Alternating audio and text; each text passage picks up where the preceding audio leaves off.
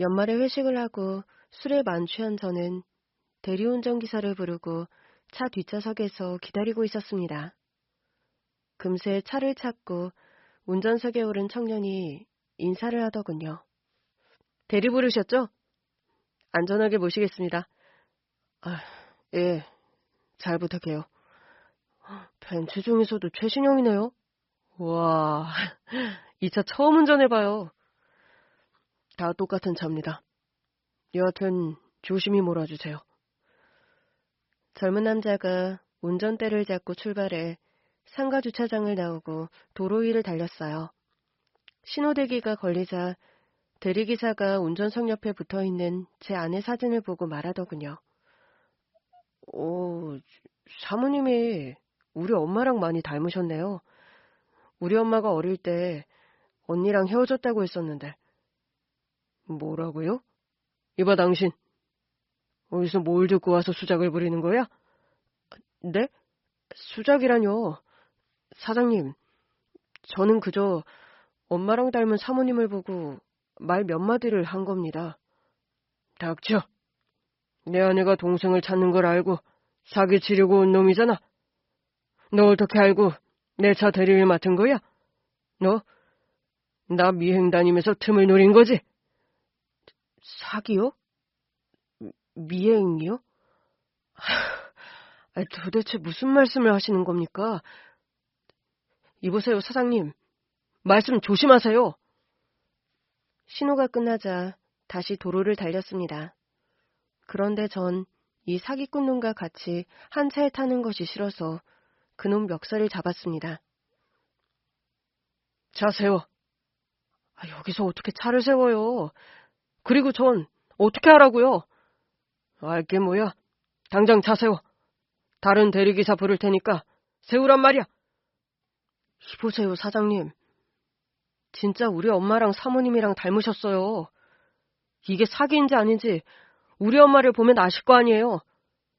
제가 사진 보여드릴게요. 닥쳐, 이 사기꾼아! 대리기사의 멱살을 잡고 달리는데 앞에 트럭이 클락션을 울리며 달려오더군요. 대리기사가 저에게 멱살을 잡혀서 핸들을 틀다가 역주행을 하고 있었던 겁니다. 앞을 봐! 안 돼! 안 돼! 저와 대리기사는 어떻게 되었을까요? 제가 이렇게 분노한 이유는 그리고 제가 살아온 사연을 몇 자 적고 나서 대리기사와의 사건을 이어서 써보도록 하겠습니다. 조금 가난한 부모님 밑에서 태어나 엄마의 긴 암투병을 보며 자랐습니다.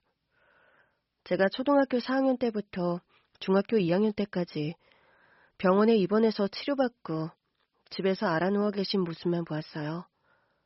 엄마는 늘 아픈 사람이었고 아빠는 그런 엄마를 살리겠다고 비싼 병원비를 마련하려고 막노동과 여러 알바를 뛰러 다니셨답니다. 아빠는 간절하게 엄마가 낫길 바라셨어요. 매일 몰래 눈물을 훔치셨는데 항상 눈이 부어있어서 눈치를 채고 있었어요. 엄마는 그런 아버지와 저를 두고 세상을 떠나셨습니다. 당신이 떠나면 나랑 민자는 어떡하라고. 내 인생에 당신이 없으면 난 살기 힘들어. 아빠, 그만 엄마를 놓아주세요. 네 엄마는 나한테 전부였다. 내가 슬퍼하는 걸 말리지 마.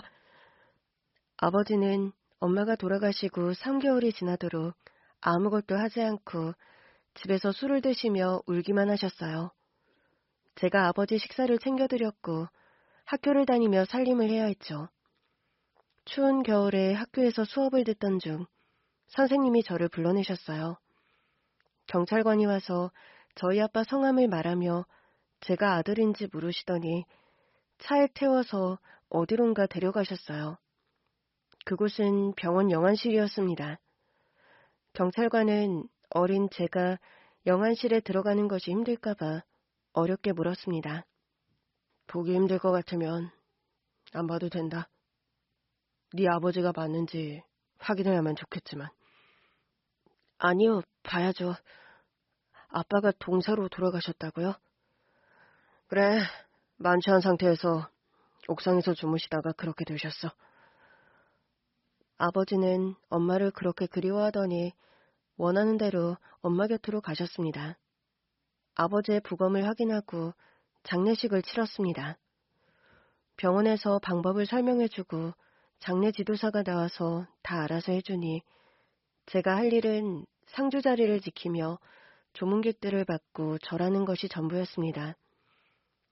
엄마와 아버지를 한 해에 잃게 된 저는 무슨 돈으로 월세를 내야 할지 걱정이었습니다. 그런데 작은아버지가 장례식장에 오셔서 저를 걷어주시겠다고 하셨어요. 민재야, 작은아빠 집으로 가자. 성인이 될 때까지는 내가 널 봐주마. 그래도 돼요? 그럼 만약 내가 형처럼 되었으면 형도 똑같이 했을 거다. 같이 가서 살아보자. 그래서 아무것도 남지 않은 저는 작은아버지 댁으로 들어가 살게 되었어요. 작은어머니와 사촌동생들은 제가 들어온 게 못마땅했는지 눈치를 많이 줬어요. 이런 말하기 좀 그렇지만 밥도 조금만 주셨고 맛있는 반찬은 저에게 멀리 두었답니다. 내성적이고 눈치를 심하게 본 저는 대충 식사를 하고 배고픈 걸 참아가며 지냈어요. 간식도 저 몰래 사촌동생들 방으로 가져가서 먹었답니다. 작은아버지 댁에서 2년 동안 눈칫밥을 먹고 지냈는데 진짜 할 게 못 되더라고요. 당당하게 제가 번 돈으로 밥을 사 먹는 게 낫겠다 싶었습니다. 그래서 편지 한 통을 쓰고 작은아버지 댁에서 나왔고 학교를 자퇴하고 건설 현장으로 나가 보조 일을 시작했습니다. 나이가 18이네. 너 누가 나이 물어보면 20살이라고 해라. 네, 그 정도는 저도 알아요, 소장님. 방은 아저씨들이랑 같이 써야 하는데 괜찮지? 네, 제가 뭘 가릴 처지가 아니라서요. 당장 일할 수 있는 거죠? 그래, 뭐 일손은 늘 부족하니까 나야 환영이지. 어린 나이지만 눈에 열정이 그득한 게 앞으로 잘할 것 같아. 오래 일해보자. 소장님께 안전화와 작업복을 받고 숙소로 들어가 지내게 되었어요. 방 안에는 덩치가 큰 어른들이 있었는데 다들 문신이 있더라고요. 저를 무섭게 쳐다보는데 겁은 먹지 않았습니다. 야, 이 어른 놈의 자식이 여기 왜 들어왔냐? 너 몇 살이야? 20살이요. 거짓말하지 말고 솔직히 말해. 형도 14살에 집 나왔으니까. 18이요. 집도 없고 부모님도 안 계셔서 스스로 돈 벌어먹고 살려고 왔습니다. 자식, 그래도 나쁜 길로 안 빠지고 정당하게 일할 생각을 하고 왔나 보네. 반갑다.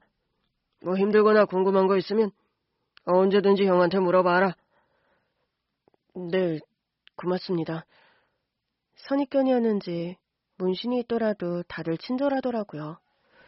조금 불편한 건 안 씻는 인부들이 몇몇 있어서 악취 때문에 잠자는 게 힘들었습니다. 코에 휴지를 쑤셔넣고 누워야만 잠을 잘 수 있었죠. 한 공사장에서 1년을 일하고 완공이 되자 소장님 추천으로 지방의 공사 자리를 소개받았습니다.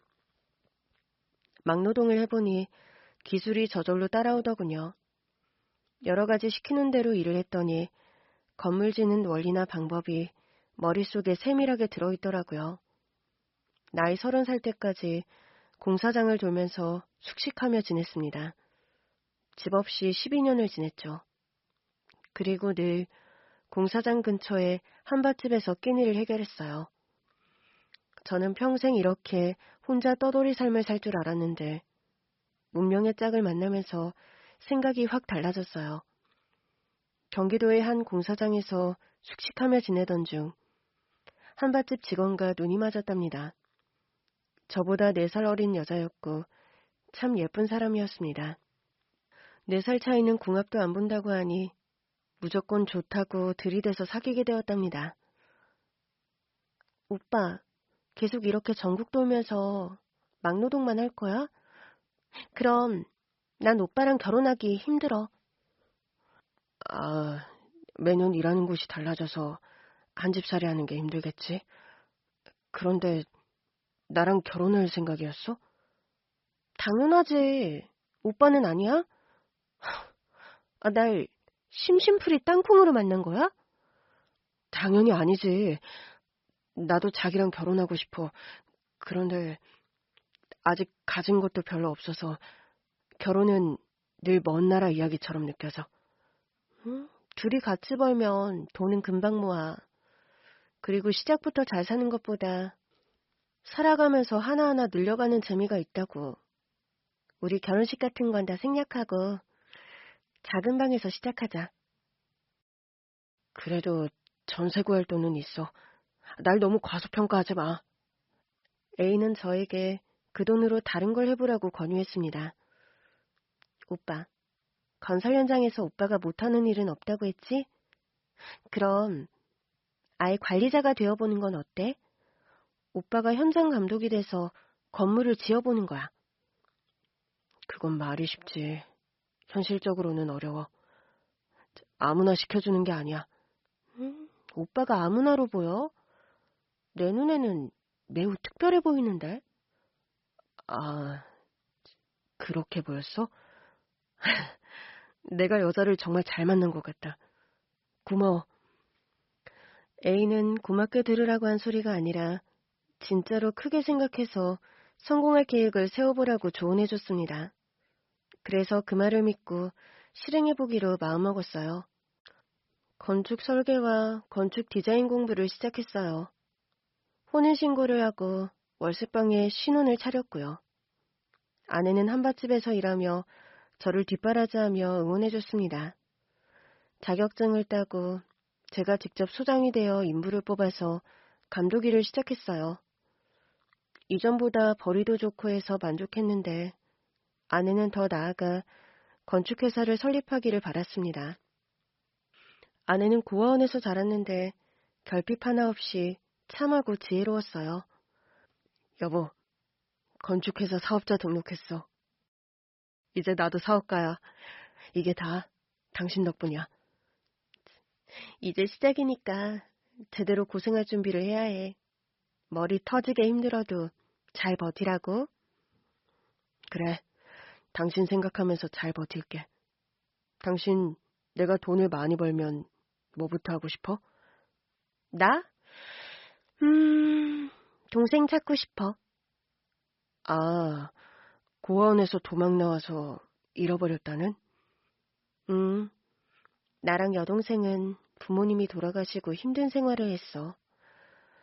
고아원은 나한테 지옥 같은 곳이야. 거기서 탈출해서 동생이랑 노숙하면서 지냈는데 어느 날 밥을 구걸하러 다니다가 손을 놓쳐버렸어. 그 뒤로 동생을 못 찾았지. 아내가 살아온 사연은 저보다 더 가혹하고 쓸쓸했습니다. 내가 당신 여동생을 꼭 찾아줄게, 여보. 우리 같이 노력해서 반드시 성공하자. 건축회사를 내고 공사 현장에 일을 투입하는 것만 하면서 몇 년을 버텼어요. 그리고 아내가 아들을 출산하면서 저의 마음은 확실히 더 굳세어졌죠.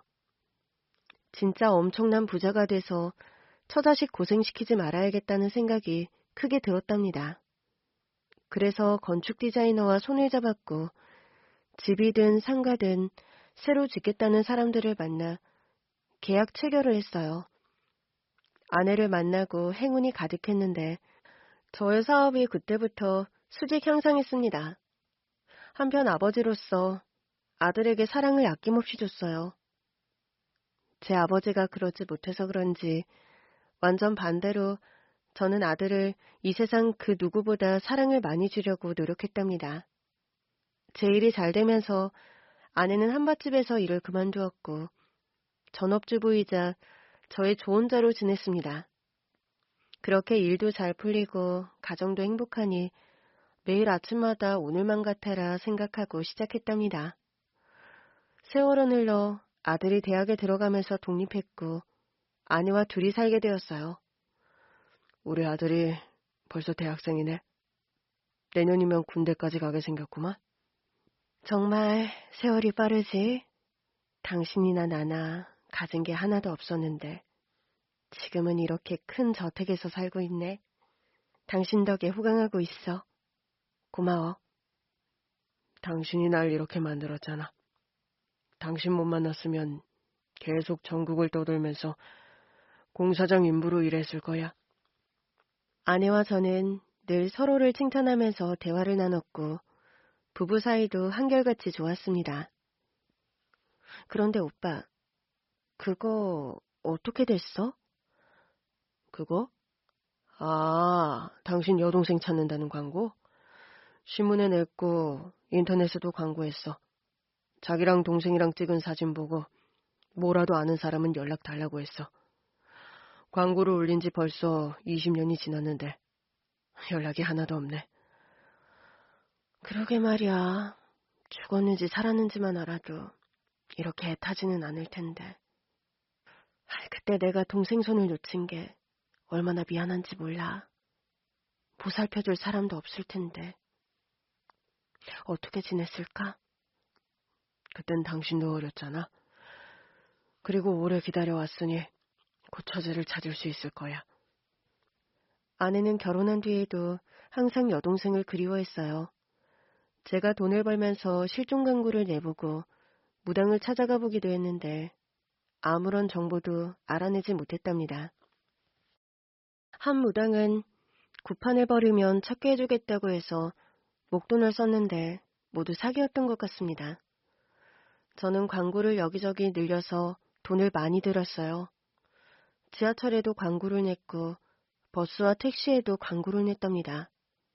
실종된 처제를 찾으려고 꽤 많은 돈을 썼답니다. 그런데 어느 날 저에게 연락이 왔어요.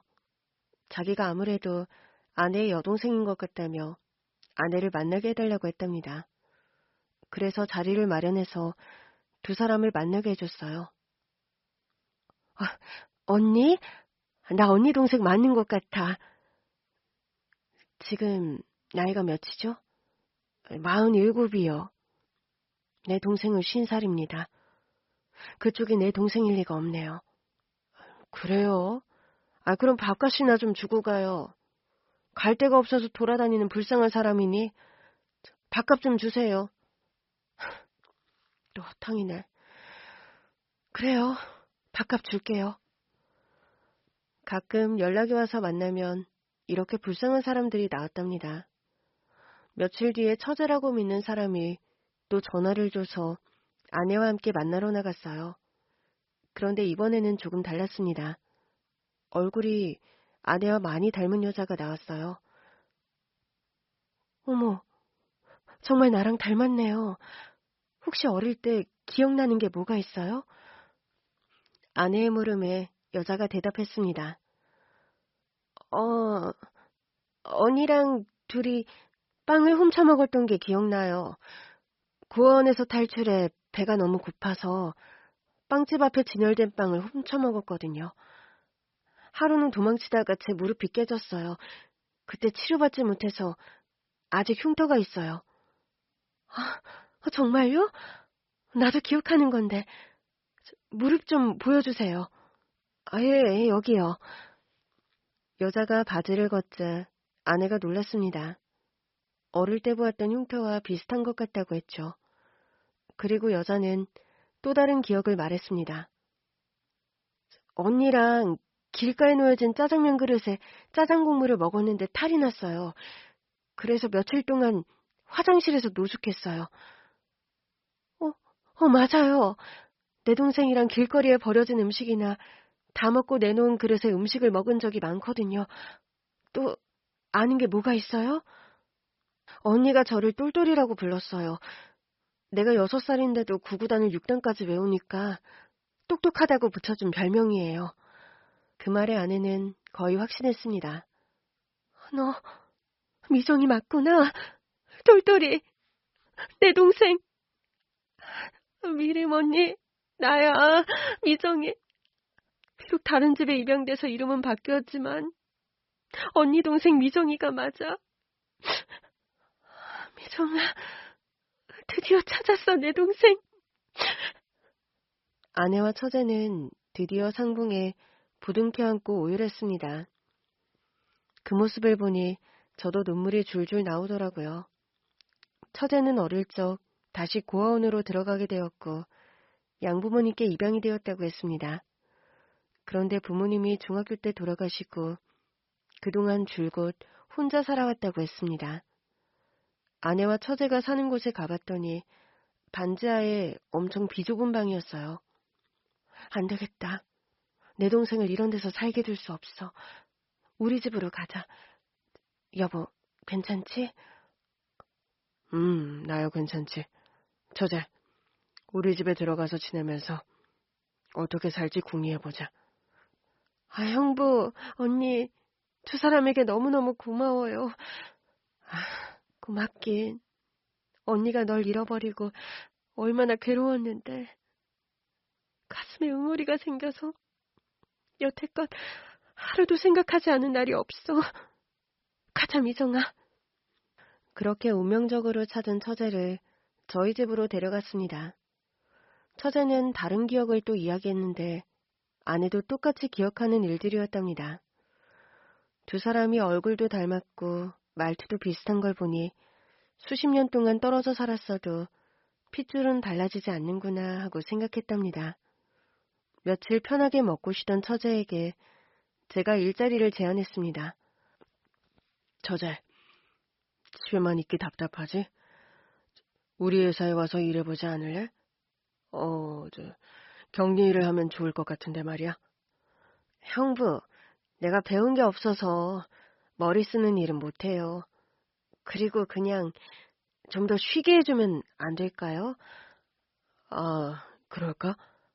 미안, 괜한 말을 했네. 아니에요, 감사한 제안이었어요. 그런데 형부, 일자리 말고 나 카드라도 하나 주시면 안 돼요? 그래도 언니가 이렇게 잘 사는 집의 사모님인데 동생인 제가 뭐라도 누리면 좋을 것 같아서요. 처제가 외롭게 살았고 없이 살았으니 이런 말이 술술 나오는 거라고 생각했습니다.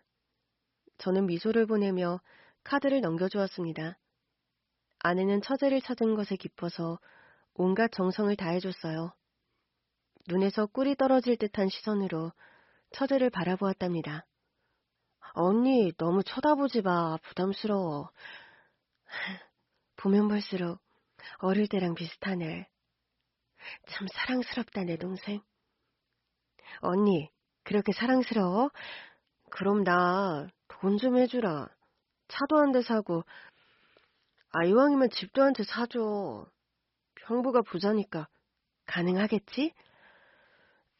아내는 바로 저를 보면서 물었어요.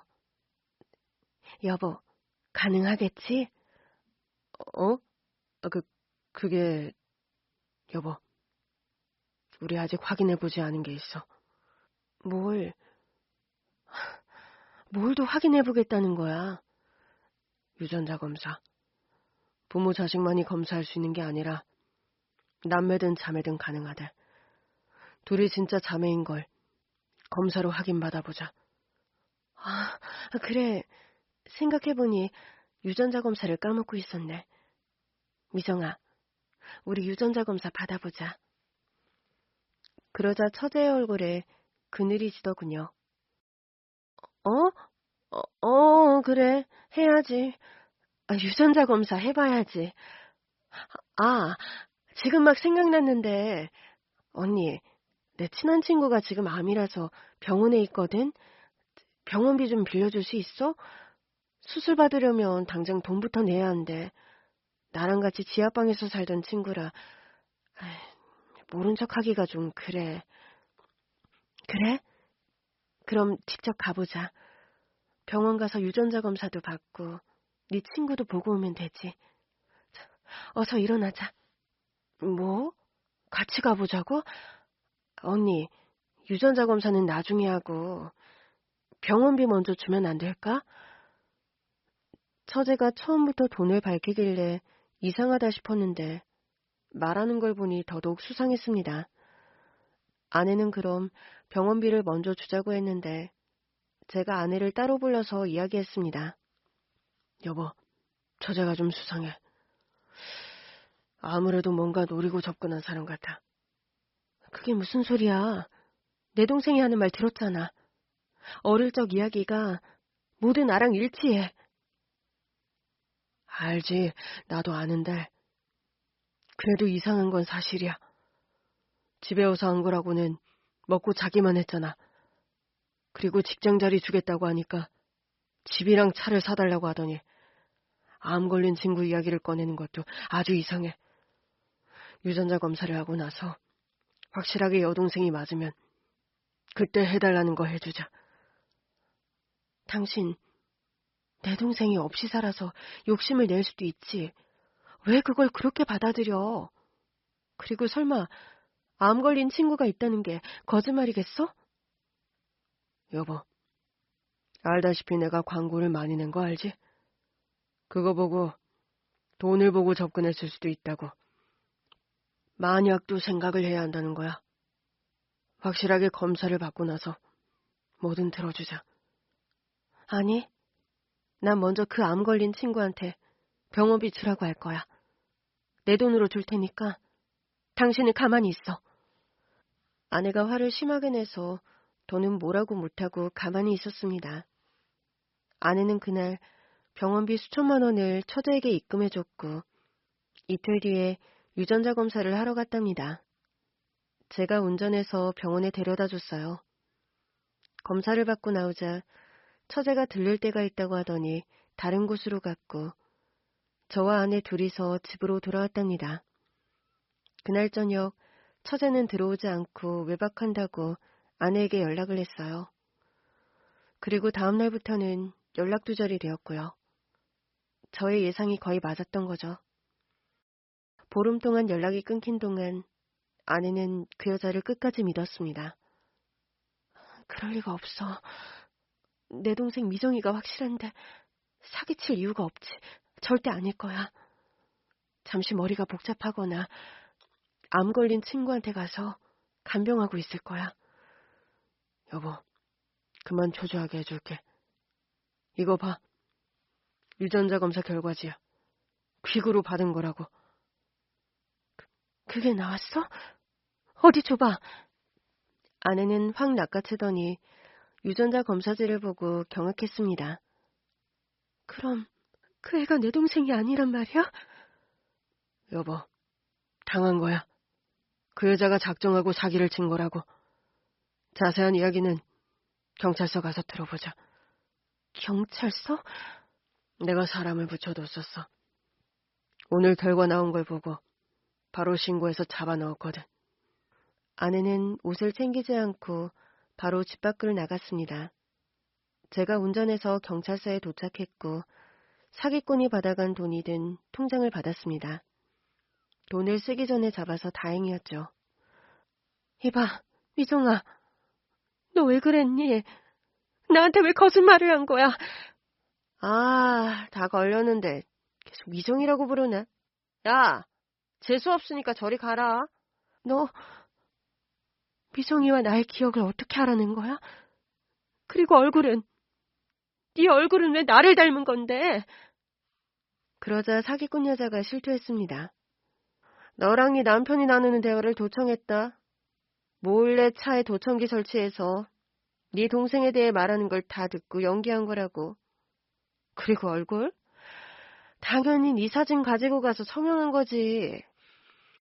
내가 싹 다 뜯어먹으려고 했는데 네 남편이 유전자 검사 소리해서 다 포기하고 몇 천만 원 받고 튄 거라고. 아, 당신 남편이 나대지만 않았더라면 죄다 뜯어먹는 거였는데. 아까워 죽겠다고. 게다가 뜯어낸 돈은 쓰기도 전에 날 잡아들였잖아. 얼굴 갈아엎는 데 든 비용을 뽑아먹지도 못하고 망했단 말이야. 뭐야? 그럼 처음부터 사기치려고 접근한 거라고. 이 나쁜 기집애야. 난 그동안 진짜로 여동생을 찾은 줄 알고 얼마나 기뻐한 줄 알아? 잘 됐네 그럼. 선처해주고 나 좀 여기서 꺼내줘라. 돈도 주면 좋고. 그러자 아내는 사기꾼의 뺨을 날려버렸습니다. 허탈해진 아내는 무거운 발걸음으로 경찰서를 빠져나갔어요. 저는 그런 아내를 위로하며 집으로 돌아갔습니다. 아내는 한동안 침대에서 벗어나지 않고 챙겨주는 죽만 먹으며 누워서 지냈어요. 그동안 진짜 처제를 믿고 좋아했던 감정들이 배신으로 바뀌었으니 충격이 많이 컸나 보더라고요. 제가 처음부터 유전자 검사를 일러주고 집에 데려왔어야 했는데 하고 큰 후회가 들었답니다. 그리고 얼마 뒤에 또 다른 여자가 아내의 동생이라고 찾아오기도 했고 무수한 연락들이 왔어요. 확인해보니 모두 장난이거나 사기꾼이었습니다. 아내와 저는 가짜 처제들 때문에 시달려서 모르는 번호로 연락이 오면 심장이 뛰었답니다. 다시 대리기사와의 이야기를 이어가겠습니다. 회사 직원들과 회식을 하고 거나하게 취해 대리운전기사를 불렀는데 제 아내 사진을 보고 자기 엄마랑 닮았느니 헤어진 언니가 있다느니 하는 허튼 소리를 해서 차 안에서 멱살잡이를 하고 싸웠답니다. 자세워, 이 사기꾼 놈아. 네 놈은 녹취라도 한 거냐? 내 처제에 대해서 얼마나 많은 걸 알아냈지? 진짜 아니에요. 나 사기꾼 아닙니다. 우리 엄마를 보시면 알 거 아니에요. 그냥 내가 한 말 취소할 테니까 가만히 좀 계세요. 대까지 안전하게 모실 테니까요. 닥쳐! 이 사기꾼 놈이 내 차를 모는 거 기분 안 좋거든? 당장 차 세우고 꺼져! 여기서 차를 어떻게 세워요? 당장 갓길로 가. 이러지 마세요. 잡아당기지 마세요. 이러다가 사고 나요. 대리기사는 핸들을 꽉 잡고 있다가 좌측으로 틀어버려서 중앙선을 넘고 역주행을 하게 되었습니다. 그리고 마주오던 트럭이 클락션을 울리며 경고하자 아슬아슬하게 핸들을 돌려 살았답니다. 저와 대리기사는 침묵으로 5분을 달렸고 곧 갓길에 차를 세웠습니다. 사장님 때문에 큰일 날 뻔했잖아요. 이 자식아, 네 놈이 사기치려고 했으니까 내가 화를 낸 거 아니야? 사진 보고 우리 엄마 닮았다고 한 게 그렇게 큰 죄예요? 사기꾼? 내가 좋은 사람은 아니지만 사기꾼은 아닙니다. 다른 대리기사 부르신다고 했죠? 대리비 2만 원 주세요. 주머니에서 10,000원짜리 2장을 꺼내줬습니다. 다시 내 눈에 띄지 마라, 이 사기꾼 놈아. 그럽시다. 아저씨 눈에 안 띄게 조심히 다닐게요. 됐습니까? 그는 차에서 내렸고 다음 대리기사가 올 때까지 20분을 기다리고 집으로 돌아갔습니다. 아내에게 굳이 말하지 않고 조용히 들어가 잠을 잤답니다.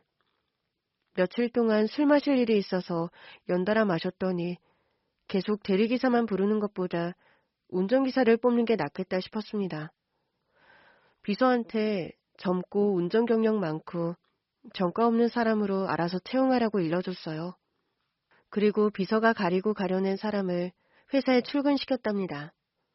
얼굴은 보지 못했고 퇴근할 때 차에 올라타고 처음 얼굴을 보았답니다. 반가워요, 운전기사님. 앞으로 잘 좀 부탁드립니다. 네, 반갑습니다, 대표님. 모시게 되어 영광. 운전기사가 제 얼굴을 보고 말을 하다 말았고 저 역시 놀라서 가까이 다가가 얼굴을 보았습니다. 당신은 그때 사기꾼 대리기사? 이게 무슨 운명의 장난이란 말인가. 대표님, 저 사기꾼 아닙니다. 범죄조에 다 하고 취직한 거예요. 안 잡힌 범죄자일 수도 있잖아. 제가 이런 소리까지 들으면서 일을 해야 할지 모르겠네요. 운전기사가 신경질을 내자 혀를 차며 말했습니다. 야, 누가 너한테 일을 시켜주겠대? 너 해고야, 해고! 당장 내 차에서 내려. 저도 당장 관두려고 했는데 아닌 것 같습니다. 생각해보니까 억울해서 안 되겠네요. 제가 면접 본 시간이나 서류 뗀 시간이 아까워서라도 한 달은 하고 월급은 받아야겠네요. 저 지금 해고하시면 부당해고로 신고할 겁니다. 뭐야, 이 자식이. 감히 신고하겠다고 겁을 줘? 야, 임마. 너 같은 놈이 운전하는 차 탈 생각 없으니까 당장 내려! 그러자 운전기사는 제 말을 무시하더니 시동을 걸었습니다. 안전벨트 매시죠, 대표님. 집으로 가시죠. 내비게이션에 주소가 있으니 바로 출발하겠습니다. 뭐야? 출발하지 마! 내리라고! 방금 말했잖아요. 억울해서 당장은 관두지 못하겠다고요. 출발합니다.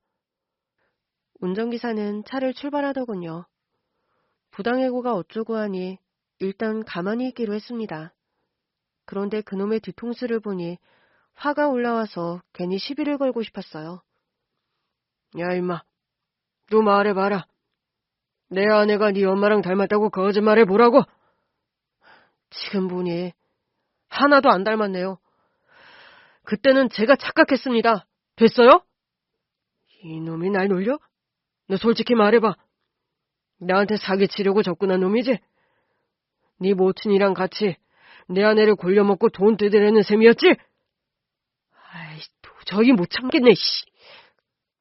못 참으면 어쩔 건데? 그렇게 소리를 치자 운전기사가 차를 유턴하더니 집과 전혀 다른 방향으로 가더군요. 너 뭐야? 어디 가는 거야? 조용히 하시죠. 살고 싶으면 가만히 있는 게 좋을 겁니다. 또 내 몸에 손대면 핸들 틀어버릴 거예요. 전에 제가 멱살을 잡았다가 큰 사고가 날 뻔한 게 생각나서 그놈의 몸에 손은 대지 않았어요. 그런데 어딜 가는 건지 너무 위험해 보여 아내에게 제 위치 추적을 켜두라고 카톡을 보냈답니다. 지금 자네 어딜 가는 거야? 말이라도 하고 가. 사기꾼이 어딜 가겠어요? 사기치려다 걸렸으니 확! 확 뭐? 입 다무시죠, 대표님. 일단 시키는 대로 입을 다물었습니다. 어딜 가든 아내가 경찰에 신고해서 찾아낼 테니 괜히 운전기사 사기꾼 놈을 흥분시키지 않았답니다. 그런데 차가 들어선 곳이 공터여서 소름이 쫙 끼쳤습니다. 어딜 가는 거야? 진짜 날 어떻게 하겠다는 거야? 운전기사는 낄낄 웃는 소리를 내더니 공터를 지나 언덕으로 된 골목길로 들어섰습니다. 이봐, 운전기사. 이러지 마. 자네에게 함부로 말한 건 미안하네. 사과할 테니 차 세워. 날 어떻게 할 생각인가 본데 이미 아내가 내 위치를 추적하고 이리로 오고 있어. 상관없어요. 아니, 사모님도 오신다니 반갑게 만나면 좋겠네요. 내가 잘못했다니까. 그만 차 세우고 돌아가게. 아무 일도 없던 걸로 하자고. 이미 늦었어요. 난 결심한 건 꼭 끝까지 해내는 사람이니까. 꽉 잡아요. 오르막이 심해서 엉덩이 좀 아플 겁니다. 오르막 골목을 한참 올라가더니 재개발 현수막이 보이는 건물 앞에 세웠습니다. 다 왔습니다. 내리시죠. 여기서 뭘 하려고? 재개발 건물 안으로 끌고 가서 나를 해코지라도 하려고? 이보게. 내가 미안하다고 했잖아. 사과는 나중에 하시고요. 일단 내리세요. 내려야 뭐라도 하죠. 저는 차에서 안 내리고 버텼습니다. 그러자 운전기사가 먼저 내리더니 뒷좌석 문을 열었습니다. 대표님, 안 잡아먹을 테니까 일단 내리세요. 주야, 저를 보호해 주셔서. 그래, 내린다. 대신 내 아내가 여기 오면 아무 짓도 하지 마. 가지가지 하시네. 어서 내려봐요, 대표님. 저는 마음을 비우고 차에서 내렸습니다. 그리고 운전기사가 재개발 건물 옆을 가리키더군요. 저기가 제 집입니다. 엄마가 사는 집이요. 자네 집이라고? 집에 끌고 가서 날 어떻게 할 생각이었던 거야? 내가 지금 대표님을 붙잡았습니까? 지금이라도 도망가려면 가세요. 도망은 무슨? 그냥 해본 말이야. 나 겁 안 먹었거든? 그나저나 날 여기에 데리고 온 이유가 뭐야? 우리 엄마 보고 가시라고요. 잠깐 기다려보세요. 운전기사가 고개를 절레절레 흔들더니 낡은 쇠문을 주먹으로 치더니 엄마하고 큰 소리로 불렀습니다. 이윽고 문을 열고 운전기사의 모친이 나왔는데 깜짝 놀랐습니다. 엄마, 다녀왔어요. 아들, 왔니? 왜 안 들어오고 밖으로 부르고 그래?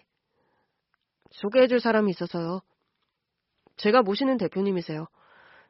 얼마나 일할지는 모르겠지만 인사하고 싶다고 하셔서 모시고 왔어요. 저는 운전기사의 모친 얼굴을 보고 깜짝 놀랐습니다. 모자를 쓰고 있고 옷차림만 다르지 아내와 매우 닮았거든요.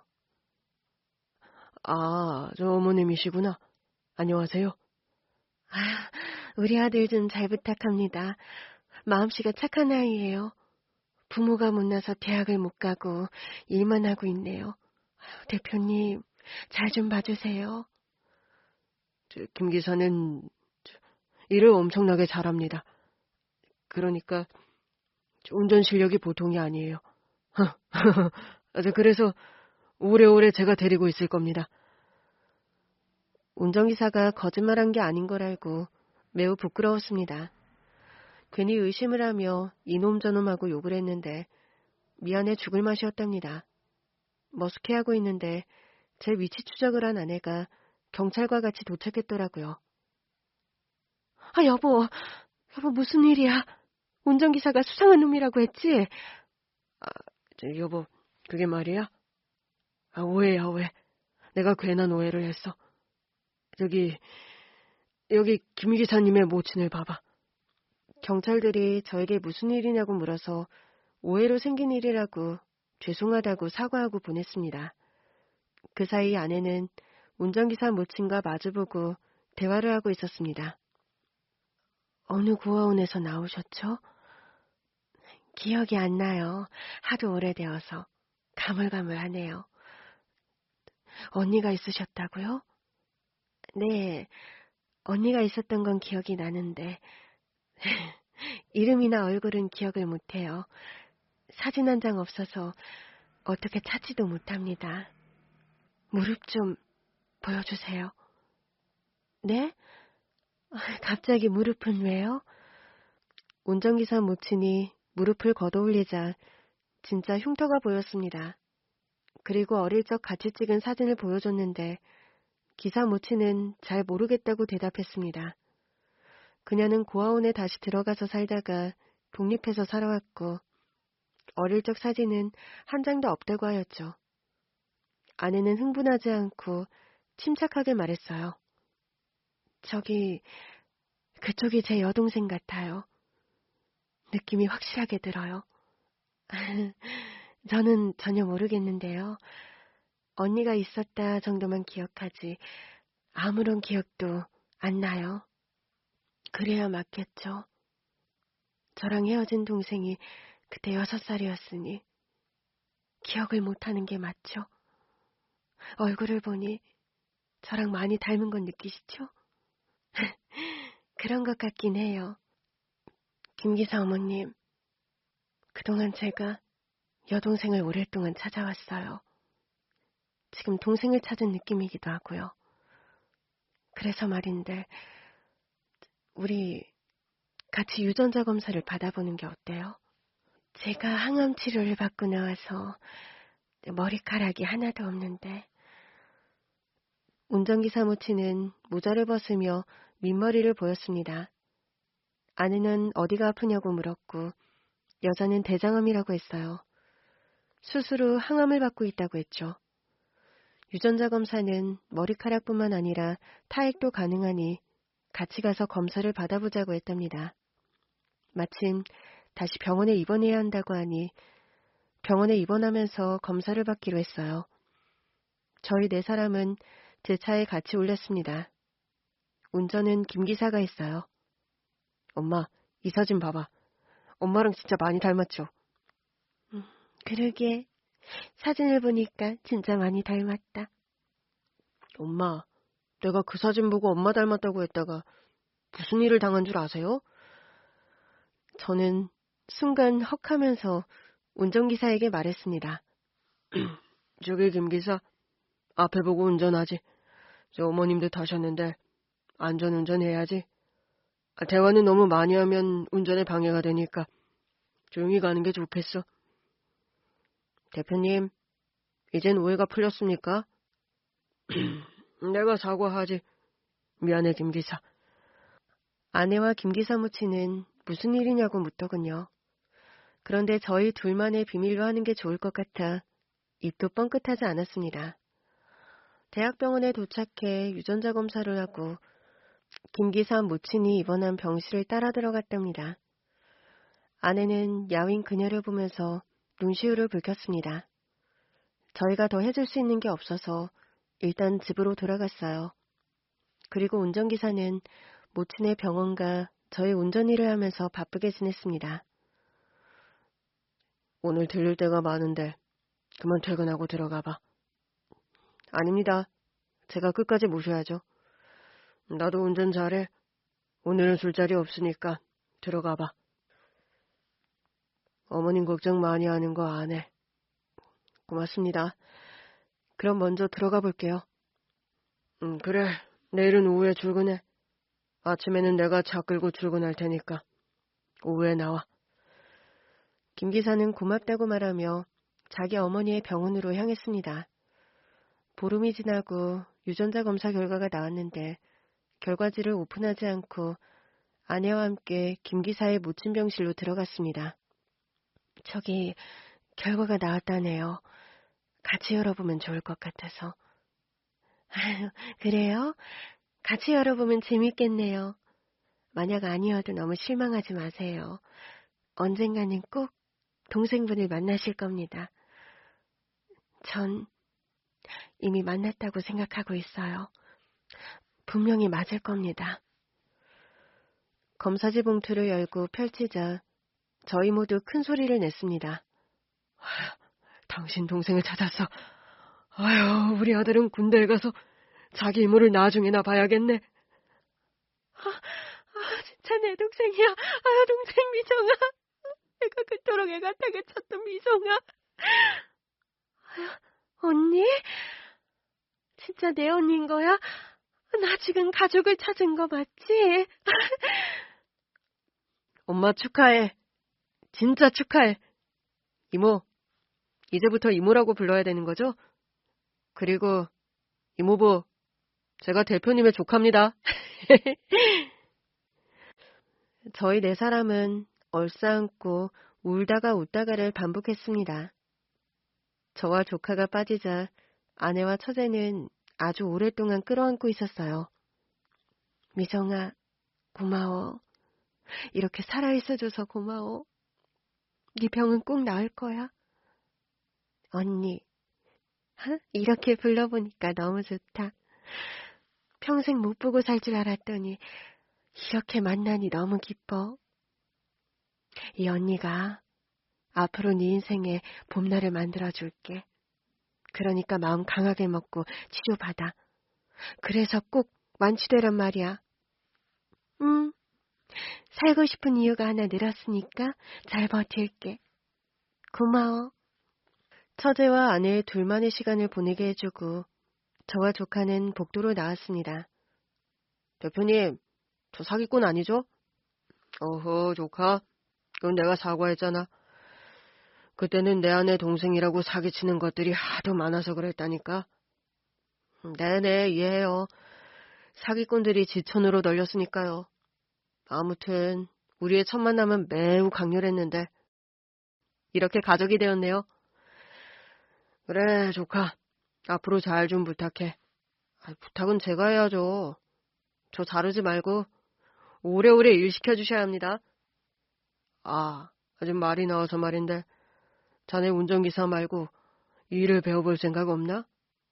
나도 중졸에 아무것도 없이 시작해서 여기까지 온 거야. 자네 건축 공부 좀 해서 내 뒤를 이어보는 거 어때? 벌써 스카우트 제의가 들어오는 겁니까? 좋아요. 이모랑 이모부가 도와주신다면 얼마든지 노력하고 싶습니다. 그래, 그럼 뒤에서 내가 팍팍 밀어줄 테니까 열심히 해보라고. 그렇게 아내와 처제, 조카와 저는 기쁜 날을 맞았고 서로를 위해 무엇을 해야 할지 깊이 생각했습니다. 먼저 처제의 치료비와 병원비를 모두 내주었고 집도 한 채 선물했어요. 조카와 둘이 살 만한 아파트를 마련해줬답니다. 그리고 조카가 운전해주던 제 차를 조카에게 선물로 줬어요. 저는 다시 기사 없이 혼자 운전하기로 했답니다. 조카, 학원 잘 다니는 거지? 네, 열심히 배우고 있어요. 그런데 생각보다 많이 어렵네요. 쉬운 게 있을 줄 알았나? 세상 사는 게 얼마나 어려운데. 자네 나이가 아직 한창이니 무조건 많이 배워. 나보다 공부를 더 많이 해서 크게 성공하란 말이야. 알겠냐? 명심하겠습니다, 이모부. 저희 엄마 오늘 퇴원이에요. 처제가 완치되고 퇴원하게 된 걸 축하해. 내가 자네 집에 가정부 붙여놨으니까 처제한테 살림하지 말라고 하게. 저는 아주 디테일하게 신경 써줬습니다. 여러 가지로 좋은 일이 생기니 저나 아내나 한층 더 밝아졌고 젊어졌답니다. 조카가 저희 회사에 들어와 건축기사로 일하기 시작했는데 녀석이 똑똑하더라고요. 배운 것 이상으로 아는 게 많아서 깜짝 놀랐답니다. 같이 현장에 나가서 일을 하는데 건물을 들여다보고 문제점이 있는지 대번 알아보더라고요. 한편 처제는 금세 건강을 회복하고 아내와 자주 어울렸습니다. 저희 집에 퇴근하고 들어가면 항상 처제가 있었습니다. 형부, 오셨어요? 응, 처제. 오늘은 어제보다 더 예쁘네? 네, 언니에 비하면 저는 추냐죠. 농담을 주고받는데 조카가 끼어들었습니다. 엄마가 이모보다 예쁘거든요. 객관적으로 봤을 때 엄마가 훨씬 예쁘다고요. 조카, 내 아내나 자네 모친이나 똑같이 생겼어. 똑같이 예쁜 걸로 결론을 짓자고. 이모부, 처음에 대리기사로 만났을 때 이모 사진 보고 우리 엄마랑 닮았다고 했을 때 엄청 난리친 거 기억하시죠? 쉿! 그건 우리만의 비밀로 했잖아. 누가 비밀을 말한대요. 내 말대로 엄마랑 이모랑 엄청나게 닮은 거 맞죠? 그래, 조카는 거짓말한 적이 없어. 네, 인정해 주시니 고맙네요. 그때는 우리가 원수지간이 된 줄 알았는데 이렇게 가족이 된 걸 보니 신기하네요. 아내와 처제가 무슨 일이냐고 하도 물어서 결국엔 제 입으로 대리기사로 왔던 조카의 멱살을 잡은 이야기를 했습니다. 처제는 불같이 화를 내다가 곧 진정했고 아내는 제 어깨를 때리며 왜 그런 짓을 했느냐고 혼을 냈죠. 그래도 결말은 하하호호 웃음바다였습니다. 조카와 처제가 집으로 떠나고 아내와 둘이 있을 때 물었어요. 여보, 우리가 이렇게 잘 살게 될 거라고 생각했었어? 내가 노가다꾼으로 일하고 당신은 한밭집 직원으로 일했을 때 이렇게 될 거라는 걸 상상했어? 아니, 당신이 이만큼 성공할 줄은 몰랐지. 그런데 당신 능력이 무궁무진해서 건축회사의 오너가 돼서 백만장자가 된 걸 보면 아직도 신기해. 당신 덕분에 내가 호강하네. 호강은 무슨, 당신이 옆에서 조언해주고 응원해준 덕에 이만큼 온 거야. 여보, 우리 남은 인생 재밌게 살아보자. 우리 아직 젊으니까 앞으로 50년은 더 살 수 있을 거라고. 그래. 오래오래 세상 구경도 하고 아들 장가도 보내고 손주도 보고 우리 동생 미정이랑 조카도 건강하게 잘 사는 거 다 보고 떠나자. 사실 나 이제 여한이 없어. 참 착해. 우리 마누라는 예나 지금이나 한결같이 착하단 말이야. 내가 마누라 복은 전 세계에서 1등일 거야. 나야말로 남편 복이 세계 1등이야. 고등학교 시절 작은아버지 댁에서 나와 고생을 하던 제가 어릴 적 고아원에서 탈출해 여동생을 잃어버린 아내를 만나 이런 꿈 같은 현실을 살고 있는 걸 보니 정말이지 가슴이 후끈거립니다. 사람 일은 아무도 모른다는 게 맞는 말인 것 같습니다. 앞으로 아내와 아들, 처제와 조카를 위해 최선을 다해 살 것이고 건강하게 살 것입니다. 저의 사연으로 여러분의 마음 건강이 한층 단단해지셨길 바라며 글을 줄이겠습니다. 안녕히 계십시오.